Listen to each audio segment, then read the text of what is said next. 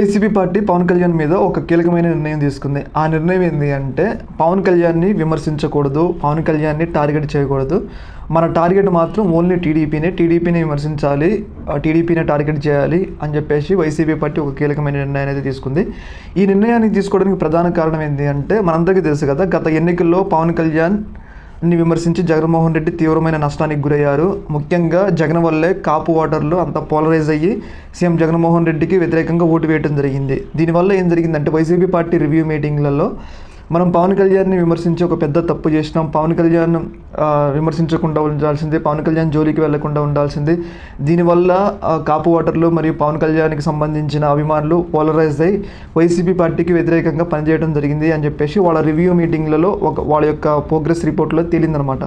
దీనివల్ల వైసీపీ పెద్దలు ఏం ఆలోచిస్తున్నారంటే ఇప్పటి నుంచి ఓన్లీ టార్గెట్ పవన్ కళ్యాణ్ కాకుండా ఓన్లీ టీడీపీనే టార్గెట్ చేయాలి, టీడీపీనే విమర్శించాలి. ఒకవేళ వీలైతే పవన్ కళ్యాణ్ని వైసీపీతో మంచిగా చేసుకునే విధంగా ప్రయత్నించాలి అని చెప్పే ఏకత్వం అయితే భావిస్తుంది.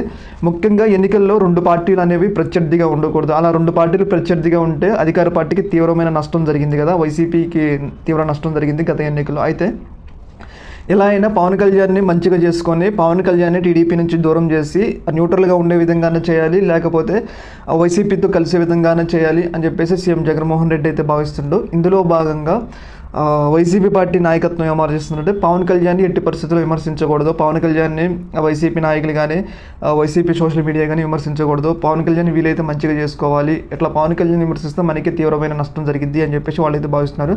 ఇప్పటి నుంచి పవన్ కళ్యాణ్ మంచిగా చేసుకుని ఓన్లీ టీడీపీ పార్టీనే వాళ్ళు టార్గెట్ అయితే చేస్తారని అయితే మనకైతే అర్థమవుతుంది.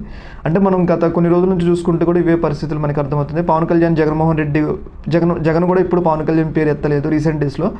ఇటు పేరు నాని వీళ్ళందరూ కూడా ఇప్పుడు పవన్ కళ్యాణ్ అయితే విమర్శించలేదు. ముఖ్యంగా వాళ్ళు టీడీపీని అయితే టార్గెట్ అయితే చేస్తున్నారు. దీనివల్ల ఏంటి అంటే పవన్ కళ్యాణ్తో మేము కలవడానికి సిద్ధంగా ఉండాం అని చెప్పేసి ఒక క్లియర్ మెసేజ్ అయితే ఇస్తూ ఉన్నారు. చూడాలి మరి దీని మీద పవన్ కళ్యాణ్ గారు వైసీపీ పార్టీ ఎలా స్పందిస్తుందని. ఓకే మరి.